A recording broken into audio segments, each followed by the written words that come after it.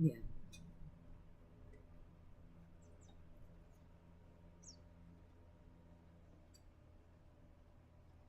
Sandali. Naka-live stream na ba tayo? Live stream na ba tayo? Wait, tingnan lang natin kung naka-live stream tayo. Oh, ito pala. Ayan, ayan. Yan, live stream na tayo. Sandali. Parang hindi pa. Hindi yan. Kanina pa to eh. Let me check. Yan. Naka-live stream tayo.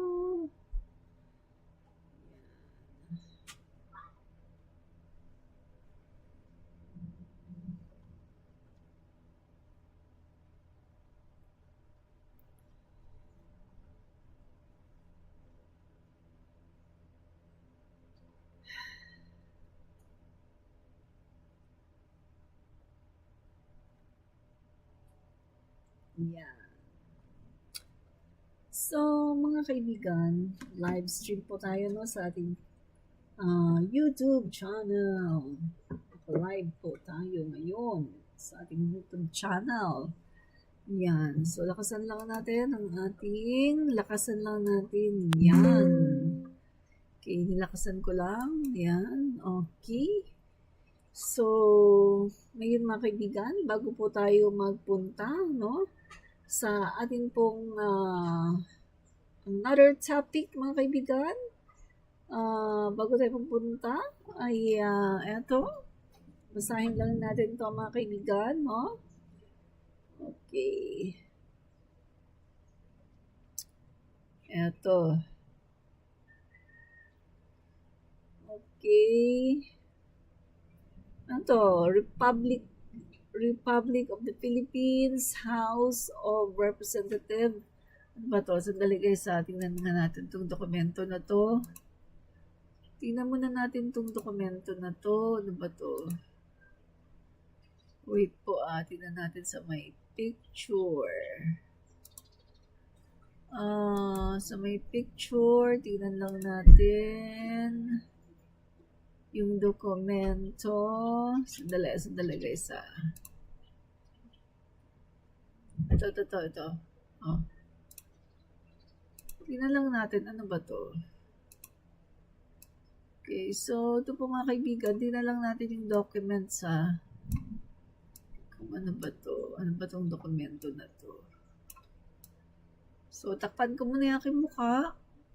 June 16, 2025, yan. Republic of the Philippines, House of Representatives, Quezon City, Metro Manila, June 11, ginawa, tapos June 16 ito na-receive, no?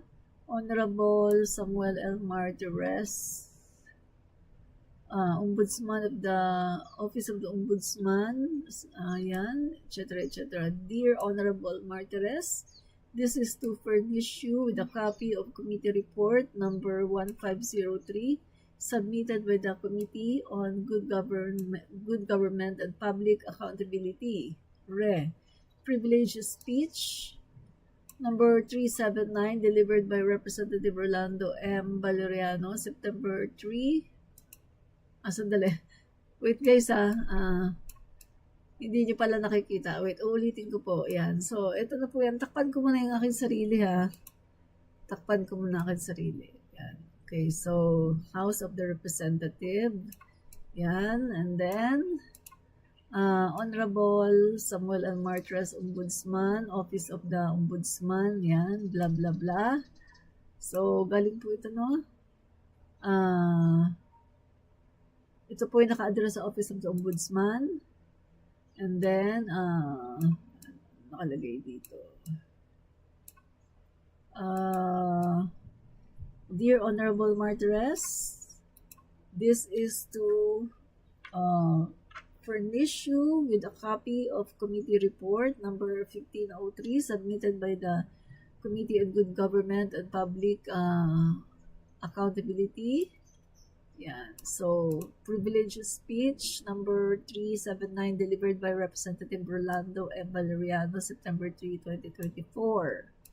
Called for an inquiry in aid of legislation on asserting the power of the purse of Congress and motu proprio on the failure of the Department of Education to deliver computer units in good condition to end user and other issues plaguing the agency budget utilization, the findings and recommendations of the Committee on Good Governance and Public Accountability. Yan po, respectfully yours, Reginald S. Velasco, Secretary General. Yan, so sa Committee on Good Government and Public Accountability. So, ayan. Yan po mga kaibigan, no? So, ito po yung naka-address po sa Honorable Samuel L. Martires tuloy. So, yan mga kaibigan na, kita nyo na. Huwag natin. Yan, okay. So, yan po mga kaibigan na, pinadala po ng House of Representatives sa Ombudsman. So, House clarifies it is not causing delays in VP Sara's impeachment trial, refutes Senate spokesperson remarks as misleading. The House of Representatives on Friday clarified, medyo lalakihan ko lang muna aking sarili at ako muna ay magsasalita. Yan, okay. Yan. So, sabi po dito, House clarifies it is not causing delays in VP Sara impeachment trial, refutes Senate spokesperson remark as misleading. The House of Representatives on Friday clarified that it should not be blamed for any delay in the impeachment trial of Vice President Sara Duterte, addressing recent statements from the Senate Impeachment Court's spokesperson, which it said may have caused public misunderstanding over a procedural matter. Hindi po ang Kamara ang nagpaantala ng impeachment trial, House spokesperson Attorney Princess Abante said during a press conference. Abante criticized what she called an attempt by Senate Impeachment Court spokesperson Attorney Reginald Tonggol to confuse the public and shift the blame of the long-delayed trial. She hit Tonggol for criticizing a procedural issue, an unlabeled and untitled entry of appearance from Duterte's lawyer as a supposed reason for the delay. Mukha kasing gustong gamitin ng spokesperson ng impeachment court na dahilan yung pag-serve ng entry of appearance that was unlabeled, untitled. When it was sent here sa House of Representative, hindi yun ang pwedeng maging cause ng delay, Abante said. She stressed that the House had no obligation to act on the entry of appearance and that it is not a requirement for the trial to begin. Again, as I said, the entry of appearance is not a requirement for the impeachment trial to proceed. Ang obligasyon, ang duty ng House of Representatives doon sa proseso ng impeachment trial ay nagampanan na natin. Inaantay na lang natin ng Senado para mag-proceed sa trial, she pointed out. Sa bagay, tama naman dito si Attorney Princess, mga kaibigan, no? Tama talaga siya dito. Yun ang tingin ko na wag nating lituhin ang tao, no? Sabi po niya, wag nating lituhin ang tao. Kasi nga naman mga kaibigan, mukhang nililito po no, ng spokesperson ng Senado ang mga tao. No?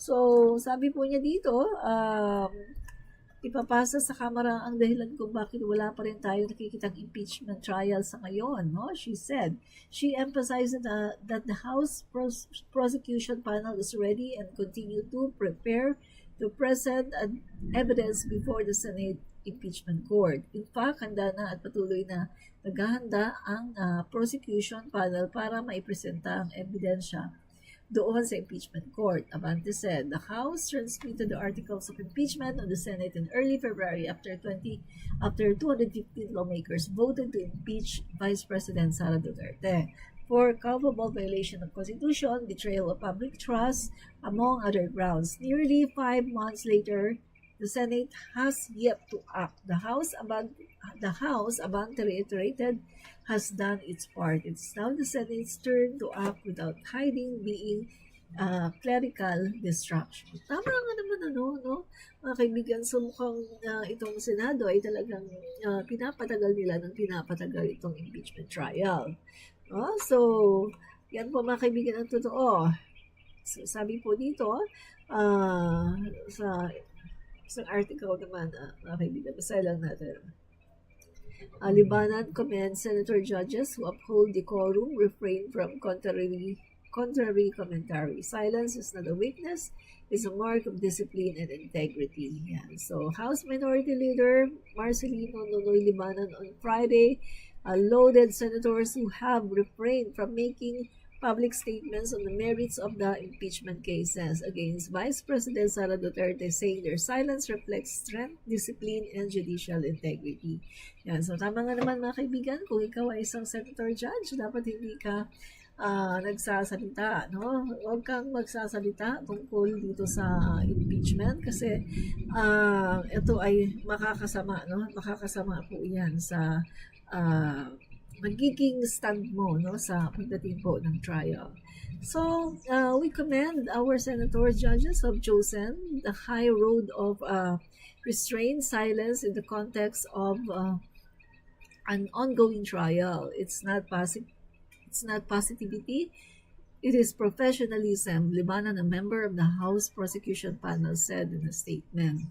In this high-charged political moment, those who speak least may actually understand the gravity of their judicial role the most, Libanan added. They recognize that the Senate sitting as an impeachment court is a constitutional tribunal, not a venue for political theater. So, tama nga mga kaibigan, no?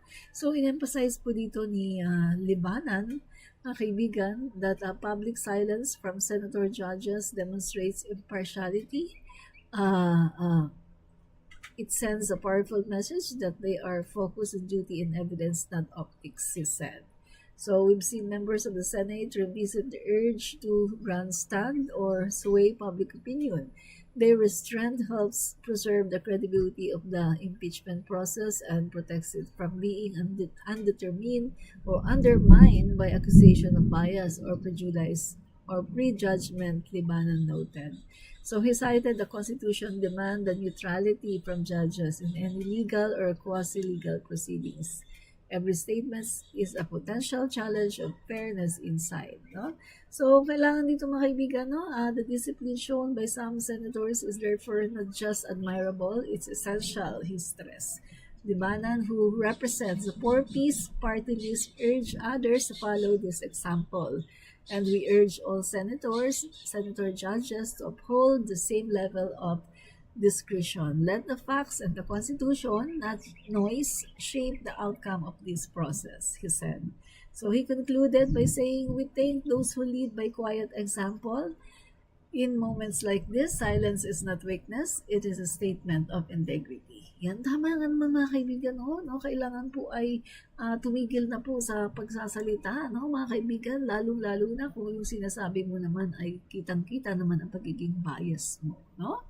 So, ito pa mga kaibigan, no, sa isang press conference, mga kaibigan, itong si Amy Duterte, no, sabi po niya, stop pointing fingers, we delivered on San Juanico Bridge. No? Sabi po dito ng House of the Representatives, sabi po ng spokesperson, Attorney Princess Abante, stop pointing fingers, we delivered on San Juanico Bridge. No?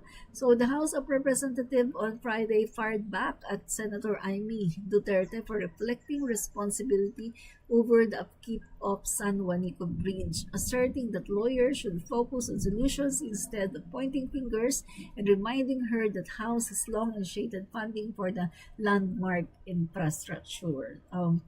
Dali lang, disclaimer lang muna, no? So, Amy Duterte po ang tawag ko sa kanya. No? Sorry po pero ang tawag ko po sa kanya ay Amy Duterte, para po sa akin hindi po siya Marcos. No? So, in a press conference, House spokesperson Attorney Princess Abante called out the senator for turning the issue into a personal attack rather than acknowledging her legislative responsibility. So mga kaibigan, hindi na po natin ito babasahin kasi naipakita na po natin mga kaibigan kanina, no? Sa live natin kanina, naipakita na po natin yung ito pong video ni Attorney Princess na kanya pong sinasabi yun. So hindi na po natin ito papalabas, no? So, uh,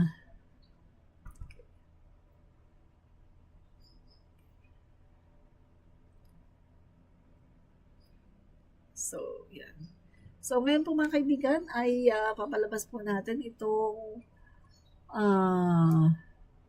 balitaktakan namin ni AJ sa vloggers ng Bagong Pilipinas, no? Guys, no? Sa mga hindi pa po nakanood nito, so panoorin po natin ang aming balitaktakan sa vloggers. Bagong Pilipinas, dito sa Radyo Pilipinas, Radyo Publiko 738. Ayan, magbabreak po tayo para sa ating programa ngayong gabi, no? Una-una, ating muna introduce ang ating bisita, guest co-host natin na si ang napakagaling at bardagulera si Admin Rich, ang laging naka heart attack mode. Yan. Hello Admin Rich, good evening sa'yo. Hello, good evening po sa inyong lahat, maging sa mga kababayan po natin, Luzon, Visayas at Mindanao, at sa mga kababayan po natin sa buong mundo, OFW. Ayan, no? Siyempre po, itong inyong lingkod na si Prince AJ, ang aking channel sa YouTube at sa TikTok ay AJ13 Vlog, at sa Facebook, itong ating ginagamit tuwing live natin ay itong Prince AJ, no? Magandang gabi po sa inyong lahat. At siyempre, bago ang lahat, nagpapasalamat po tayo sa pamunuan ng Presidential Communications Office o PCO na si Secretary J. Ruiz, at sa lahat ng ating mga kababayan sa buong Pilipinas, Luzon, Visayas at Mindanao. At syempre dito sa Mega Manila, maging sa lahat ng mga kababayan natin sa buong mundo, especially ang ating mga OFW. At syempre, huwag natin kalimutan ng ating mga kapwa vloggers, no, na umiera rin dito sa Radyo Pilipinas. Everyday po ang ating slot dito, although ang ating time slot from 7:30 PM to 8:30 PM.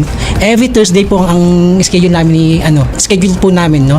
At ang guest natin ngayon si Admin Rich. Yes po, mga kababayan, mapapanood nyo po kami Channel 3 sa TV Plus at Channel 45 to 49 sa For the Box. Mapapakinggan nyo rin po kami sa Radyo Pilipinas 738 kHz sa inyong AM band. Siyempre, di mawawala ang Facebook page ng Radyo Pilipinas. Naka-live po tayo dyan, mga kababayan.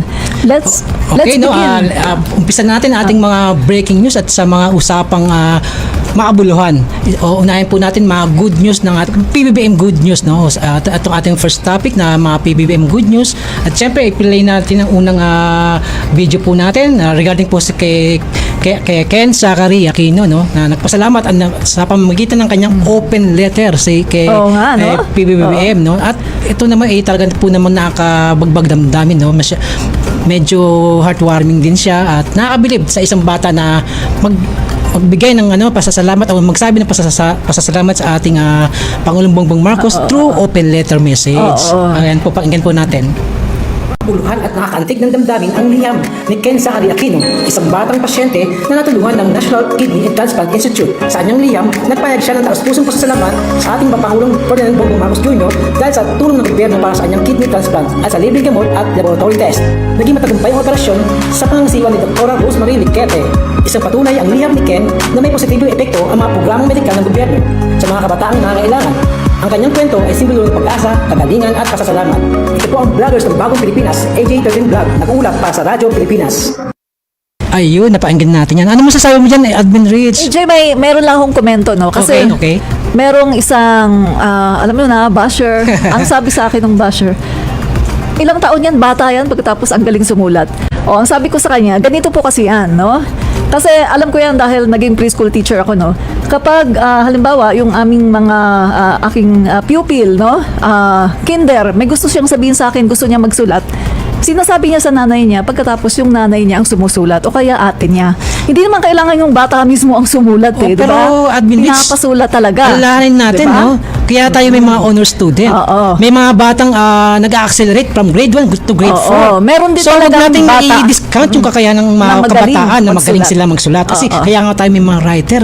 May mga bata, elementary, tagang literary works nila. Ang galing naman talaga. Kaya nananalo sa regional, division, mga ganyan, di ba? Huwag natin i-discount yung kagalingan ng isang batang Pilipino. Correct. Pero alam mo naman kasi, alam mo naman, AJ, may mga basher talaga, no, na hinahanapan talaga ng butas. Lahat ng makita nila na medyo maliit lang na ay hahanapan nila ng butas. At isang pagpapatunay yan na mahina siyang tao. Wala siyang kakayahan. Kaya naisip niya bakit ang galing ng bata. Oo, correct ka dyan. Dahil siya mahina. Hindi niya nakinaya yun nung siya yung elementary o Correct. diba? Ayan, no? At saka isa pa yung si Ken Saari, ang kagandahan dito, no? Ang dami niya pa niyang pangarap eh. Kaya lumalaban siya, di ba? Oo. Lumalaban siya sa buhay niya. Gusto niya pang mabuhay ng matagal. Kahit nagkasakit siya sa kidney, nagkaroon siya ng mga ganyang klaseng problema sa kanyang kalusugan. Pero yung pangarap niya, yung isip niya, matatag. Correct. no? Ikaw, kaya mo ba yun na habang ang sakit-sakit na ng katawan mo, tapos yung pangarap mo, taas pa ng ng Mount Apo? Siyempre, AJ, kaya natin yan kapag mangangarap ka, no? Sabi nga nila, kung mangangarap ka lang din, ay taasan mo na, di ba? Yes, para Yun. hindi mo ma-reach yung Oo. pinaka-peak ng pangarap mo, Oo. nasa middle ka naman, may nakahawak ka pa rin. Oo. Hindi Kaya lang, dagdag na kaya dagdag lang ka. AJ, Oo. eto para sa akin, no, personal to. Kaya na-realize ko, no, later part ng buhay ko na kaya pala ako hindi talaga yumaman kasi hindi talaga ako nangarap maging mayaman. Okay. Yun. Kaya Oo. wala akong driving force Okay. para talagang i-push yung sarili ko na yumaman. Kasi wala nga talaga akong